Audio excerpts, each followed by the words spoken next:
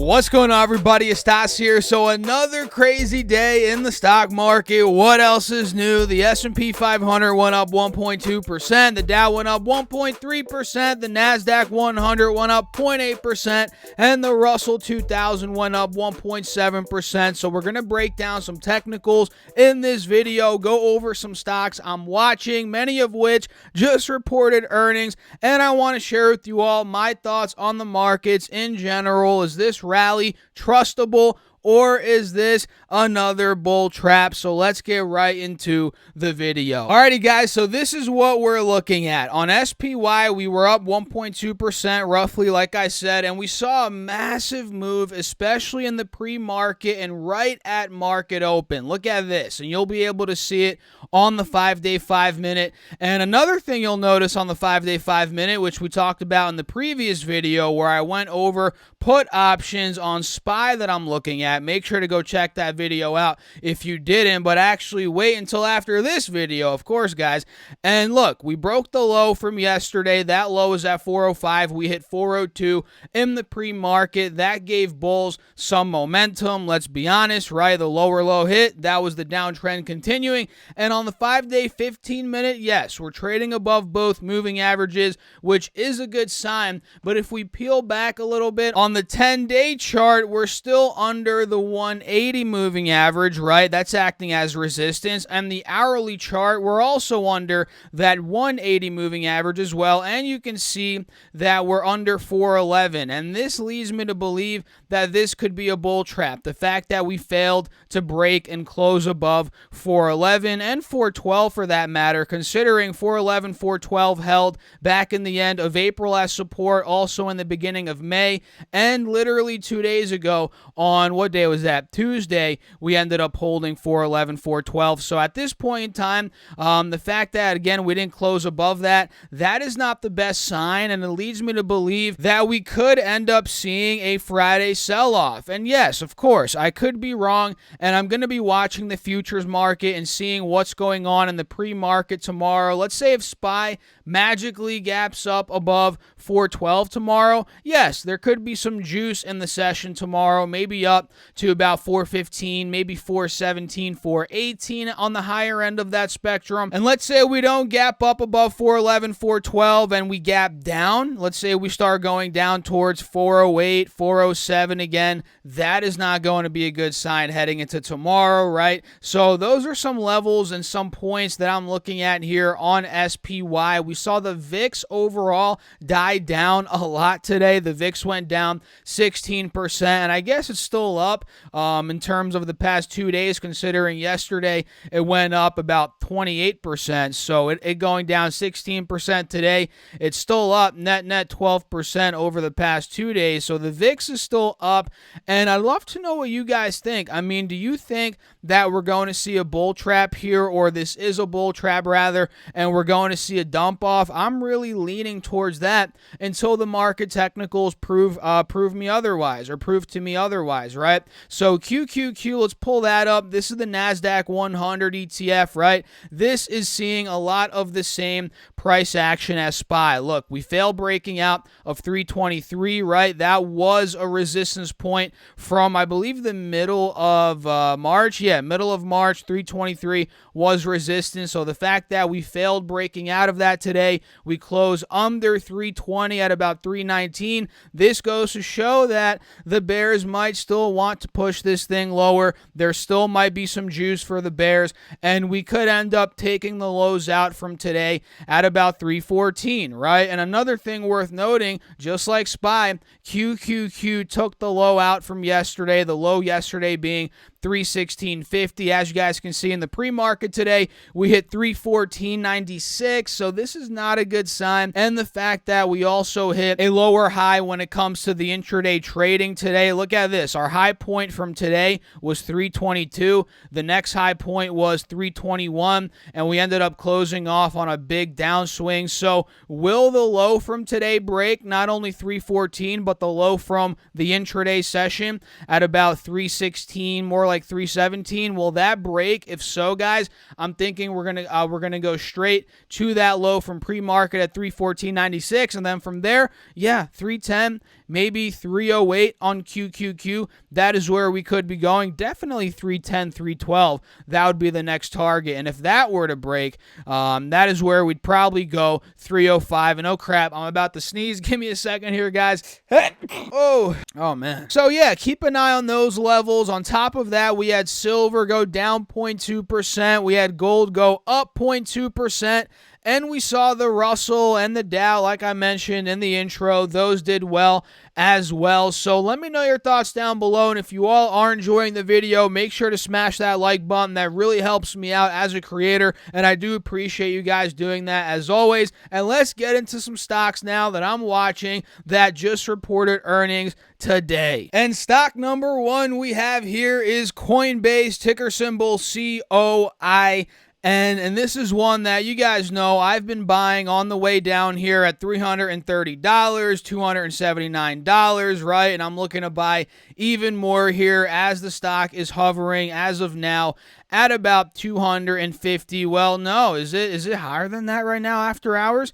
It sure is, guys. Let's go. It's at 272 right now. Last time I checked, it was at 258. So it looks like we saw a massive move just in the past 20 minutes alone. So we're going to cover this stock right now. And again, this is one that I do own, and they just reported earnings. Revenue came in at $1.8 billion versus $1.81 billion estimated in Q1. Monthly transacting users came in at 6.1 million. And let's take a look at what is going on here. Do we get guidance or something? I'm not seeing anything on the live news right here, but we must have had some guidance here or something that's pushing the stock up. Oh, I forgot to mention the EPS number. EPS came in at $3.05 versus $2.99, and it looks like they ended the quarter with 56 million verified users, and the trading volume was $335 billion, which is insane. So I'm going to dig deeper into this later on to see why the stock is moving. But overall, hey, I'm cool with it moving. I'm happy about it. And now I'm thinking, crap, I should have bought some at 250, but it's okay, guys. It's okay. I bought some on the way down here at various prices. And overall, the downtrend on the 4-hour chart on Coinbase is still intact. In fact, we just got faked out a couple days ago when it peaked above 300 a little bit, above 305 as well. And it ended up dumping off, obviously, from that point as we just hit 247 in the aftermarket session today. So will this break the downtrend? I truly believe it will, but the question is, when will it break the downtrend? We obviously don't know that, and again, the downtrend is still intact right now, considering we just hit that lower low, and I don't really care when it breaks the downtrend. I'm still going to be buying the stock, and that's the beautiful thing about buying shares, right? If you're buying options, you care about timing, right? Theta is something that works against you, right? And that is the time value of the options as time goes on. Theta is eating at your options day after day after day. So if you're not in options, if you're in shares, you don't even have to worry about that. You can just buy and then hold on for the ride. And of course, I'm not telling you to buy. You must always do your own research. But for me, guys, as I've done my research, I like Coinbase, right? And there's a lot of other ones I like. You know, Voyager is one that I signed up for, and I'm still waiting for my application to be approved. It's been about a couple days now, and I understand they have a lot of volume coming into Voyager. You know, that's another one. And I'd consider maybe buying a little bit of that stock, but I feel like I haven't done my full research yet. You know, I've watched Meet Kevin's interview with their CEO, and I liked what I heard there, but I still want to do more research on top of that. And it is an OTC stock, over the counter, so that is a bit more risky. That adds a bit more speculation, but eventually, if the price is right and I do more research, maybe I do end up adding a little speculative position in Voyager. And as of now, I think Coinbase, and you could probably agree with this, right? Coinbase is more established. They obviously make more money and so forth. So I like Coinbase more as of now. But yes, Voyager, they could come in and eat Coinbase's lunch in the next couple of years. Heck, they're doing it right now, right? They're adding people, they're rather customers at will. So yeah, there could be room for both of them. And that's another thing about this space. I don't think it's a winner take all. I think there's going to be a couple big players in this space. So I'm in Coinbase. What do you guys think about that? I'd love to know. And Disney is another one that I'm in as a long-term investment, and Disney ended up getting slammed after hours. I mean, it's not looking too good whatsoever. The stock is down about $7 as of now, but it was down even further. It got down to under $169 per share, and they did adjusted EPS of 79 cents versus the 60 cents a year ago, so that's a good sign. There is a little growth there year over year, and revenue missed. Revenue came in at $15.61 billion versus $15.87 billion,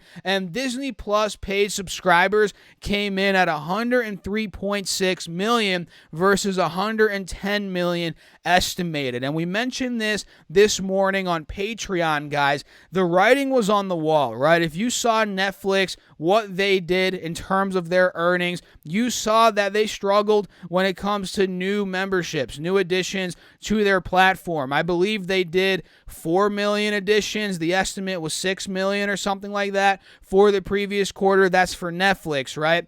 And the writing was on the wall, right? If Netflix struggled, there was a chance that Disney was also going to struggle, considering people are maybe not signing up as quickly, right? People are going out more now. They're not stuck in their house watching all these shows, these movies, all the streaming services, right? So in my opinion, the writing was on the wall, and I'm not too surprised, quite honestly. I'm not too surprised that Disney is falling, and it's not too crazy anyway. I mean, the stock's down 4 or 5%. I mean, I guess that is a pretty big move for the size of the company, of Disney. I mean, the company's massive, but still, in the grand scheme of things, I mean, this is not crazy at all. This is probably going to end up being bought up. I mean, this dip, I doubt Disney goes down much further than $160. I mean, sure, it definitely could, considering, yeah, 160 was support back in the beginning, actually more towards the end of January. So if that were to break, yes, it could go a bit lower, maybe down to about $150, which was that support back in the beginning of December. That is where it could also go.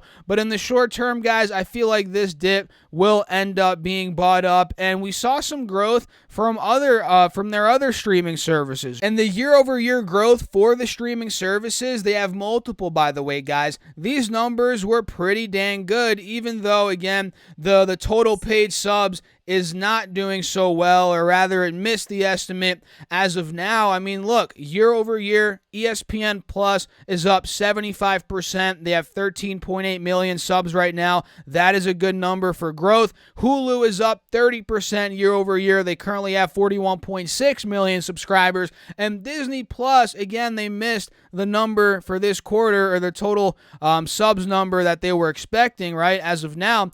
But still, they're up 100% year over year, and that is pretty impressive, right? 100% growth year over year. I'm good with that. Hey, I'm good with that, and I'm pretty happy with that. And who knows, I might end up buying Disney if it were to get down to the 160s again. Heck, under 160, I'd definitely be buying. But as of now, I'm not buying. I'm just holding on to what I have, and luckily, my cost basis is well below 170. I believe I'm in roughly at about $130, so I'm very comfortable just holding on to Disney right now and riding this wave, right? And we saw the meme stocks, guys. The meme stocks today, is it the resurgence of these? I mean, it looks like they're back. AMC went up 25% today. At one point, it was up 30+%, and this is one we called out yesterday. I mean, did you guys see the call out in yesterday's video? If you all did, that itself deserves the like button, right? Or the like button being smashed. I mean, this stock went ballistic, and did I think it was going to go all the way to $14? Of course not, right? Especially not in this short amount of time. I mean, it went from $10.80 at market open all the way to $14.20. That that is insane. So at this point in time, AMC is breaking out. There's no doubt about it. We're out of the wedge. We're fully past the high point from the end of April as well. And now we're approaching levels we haven't been at since the middle of March. So watch out for the next resistance point at about 1480. And it's very clear we're pulling back right now. We're trading in the mid to high 12s. So I think overall AMC might cool off a little bit further. Maybe it goes down about $11.80, $12 flat. But from there, don't be surprised if buyers step in. I would not be surprised. I mean, I think this could end up going back up to test that $14, $15 high. No doubt about it. I think that could happen. GME also went up today 13%, and the chart doesn't look as pretty as AMC's chart, but let me show you all what I'm personally seeing here. You guys can see GME is in a wedge of its own. It's making higher lows, lower highs, currently trading under not the 50 SMA. It broke out of that today, but it's still trading under the 180 SMA. We are seeing a bit of a red candle here after hours. We're down a bit after hours as well, which is a bit alarming overall for maybe this potentially being a bull trap, but I wouldn't be surprised, like I said, with AMC. If AMC goes up higher, I would surely not be surprised if GME went up higher. Look, if it broke out of 170, 175, this thing could have a 30% day of its own. Not saying it will, I'm saying it can, right? I wouldn't be surprised if it went up 20, 25% over the next couple of weeks. That would not shock me, and I'm going to set an alert at about 170, and who knows, if this breaks 170, maybe I throw some play money at this. Who knows? Maybe I buy some calls to have some fun and make some money, guys. You know, that's the whole point here of trading in the stock market. We're not just doing it for fun. I mean, don't get me wrong.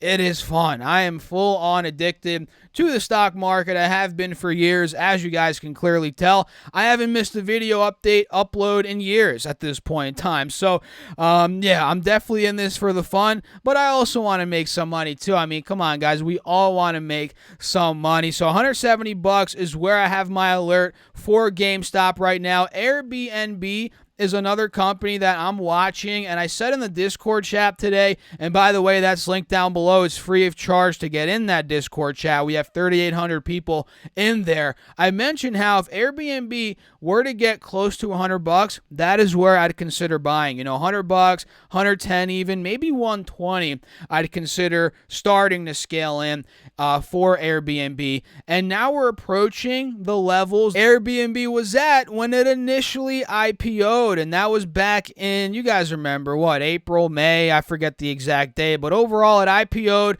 got down to about 120. Now we're trading at 136 after market hours, and they did EPS of negative $1.95 versus negative $1.17 estimated, so that missed by a wide margin. But don't worry, guys, revenue came in at $887 million versus $713.18 million estimated, so they missed EPS, but they beat revenue by a wide margin, and now the stock is trying to move up. It initially dumped, but overall it's back now, and it's very volatile, but it's trying to move up. This looks like an ascending triangle in a sense.